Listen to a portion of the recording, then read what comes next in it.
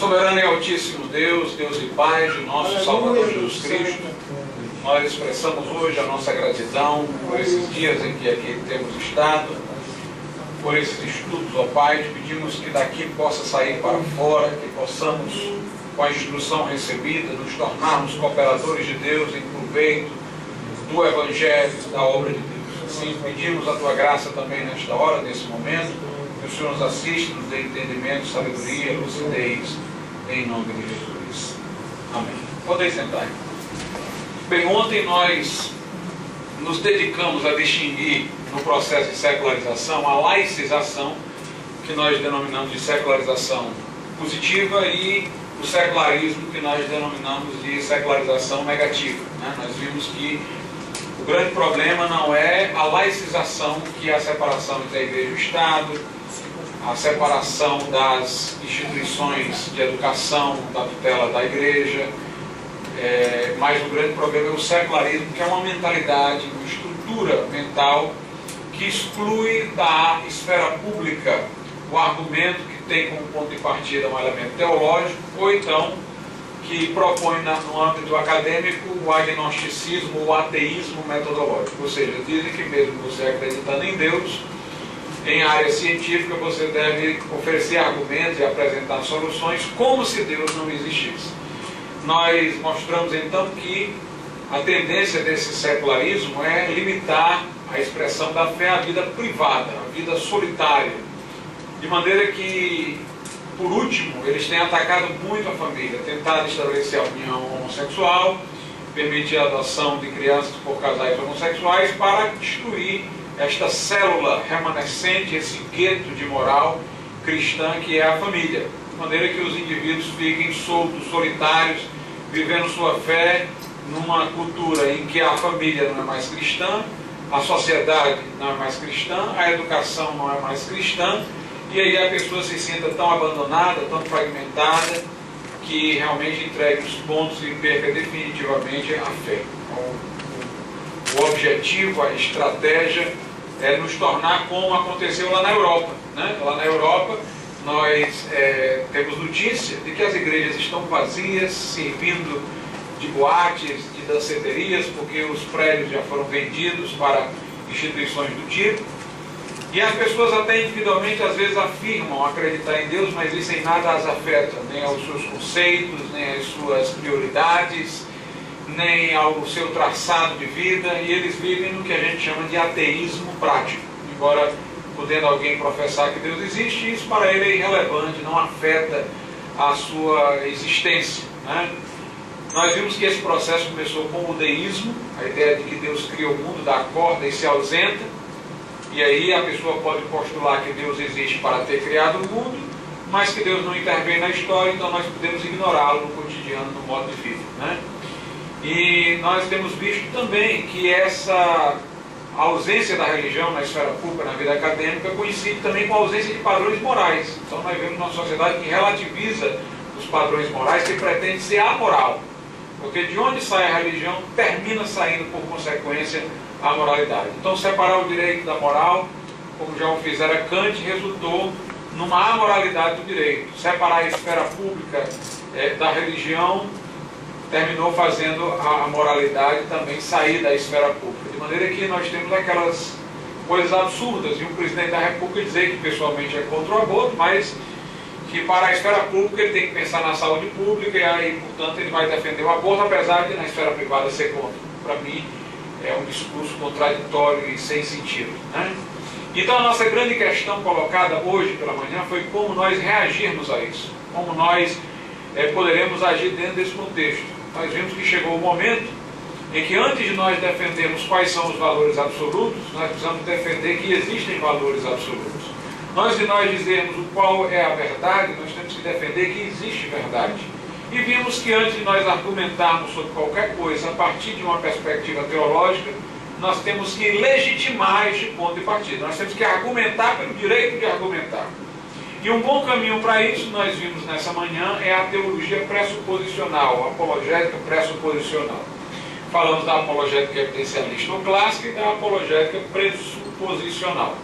Essa apologética evidencialista dominou o período medieval procurava estabelecer na criação, na ordem externa, elementos de comprovação da existência de Deus. Daí aquelas 5 vias de Tomás de Aquino, através da ida dos efeitos à causa, se chegaria a uma causa última, a um motor que dava movimento às coisas, mas por ninguém era movido, se a criação tinha um telos, seguia uma harmonia, era preciso ter um artífice que desse essa orientação e tal. Então esse tipo de argumento evidencialista, que procura comprovações de Deus na natureza, foi muito salientado durante o período medieval. No entanto, essa apologética foi enfraquecida porque pessoas começaram a questionar o que parecia óbvio, né? Como, por exemplo, dizer por que o mundo não pode ter causas infinitas? Isso aqui é causado por isso, causado por isso. Por que tem que parar em alguma causa? Alguns começaram a dizer isso. Alguns questionaram, como Kant, por exemplo, se existe de fato causa e efeito. Se causa e efeito não é a nossa mente que impõe a realidade, explica a realidade dessa maneira. Será que existe mesmo causa e efeito no mundo? Ou será que o que existe são repetições costumeiras, onde está presente uma coisa, está outra, mas elas acontecem coincidentemente, não há um nexo causal entre elas? A gente aqui aplica esse nexo causal às coisas, é a nossa mente que assim explica. Então, essas colocações foram, digamos assim, no mundo, enfraquecendo os argumentos da apologética evidencialista. O próprio cientista deixou de perguntar pela origem do universo a partir do momento que ele não estudou mais o universo qualitativamente, procurando ver no universo beleza, harmonia, coisas que um poeta pode ver, que um teórico pode ver, e começou a ver apenas mecanismos, mecânicas, relações imediatas de causa e efeito, mas não vinculadas a uma causa final e última, que é tudo nesse sentido, né? E dentro dessa conjuntura, aquela apologética evidencialista parecia já não mais tão convincente. Os que a defendiam, num momento de desespero para fazê-la sobreviver, começaram a dizer assim, bem, esses elementos da natureza, essa regularidade, a necessidade de uma causa última, pode não ser uma prova, digamos assim, irrefutável da existência de Deus, mas pelo menos é um argumento de probabilidade. Ou seja, é muito mais provável que haja uma causa última do que haja causas infinitamente levadas, né? É muito mais provável que haja um criador para essa harmonia do que haja milhões e milhões de anos que, por um jogo de seleção e coincidência, nos deram essa situação harmônica. E aí, dentro desse contexto, surge a teologia pressuposicional, né? Dizendo que, muito melhor do que nós tentarmos mostrar que Deus existe em razão do que nós vemos na natureza e externamente, é apelarmos para o sentimento de Deus que está presente em todo homem, até nos ateus. De maneira que, dizem os que defendem a teologia pressuposicional, que todo homem tem a ideia inapta de Deus, tem a ideia de Deus no seu inconsciente como arquétipo. Ele pode não tematizar essa ideia, pode no seu consciente negá-la, mas ela continua lá no seu íntimo. E a boa apologética seria não aquela que tenta provar que Deus existe, mas sim demolir os argumentos ateístas, artificiais, que negam a existência de Deus. Uma vez que esses argumentos sejam colocados por terra, a ideia de Deus irá aflorar, porque ela já está presente no coração do homem, né? Deus deixou suas digitais na alma humana. Então, todos têm essa ideia no seu íntimo. Por isso que a Bíblia diz que o tolo diz no coração, não a Deus. Ele tenta calar o seu próprio coração, que está dizendo que Deus existe. A Bíblia diz que Jesus é a luz que alumia todo homem que vem ao mundo. E quando a Bíblia fala de apologética, fala mais de uma coisa destrutiva do que construtiva. As armas da nossa milícia não são carnais, mas poderosas em Deus para destruir fortaleza. Toda altivez que se levanta contra o conhecimento de Deus. Dando a entender, então, que nós temos que derrubar os argumentos contrários a Deus. E o que é a favor de Deus por si mesmo há de aflorar, porque há uma revelação inata de Deus, uma gravação divina em todo ser humano. Nós mostramos aqui que não há por que a gente jogar fora a apologética evidencialista, porque ela tem base bíblica também. Os céus proclamam a glória de Deus, o firmamento anuncia seu poder, as as coisas criadas testemunham do eterno poder e divindade do Senhor, de modo que os homens são inexcusáveis.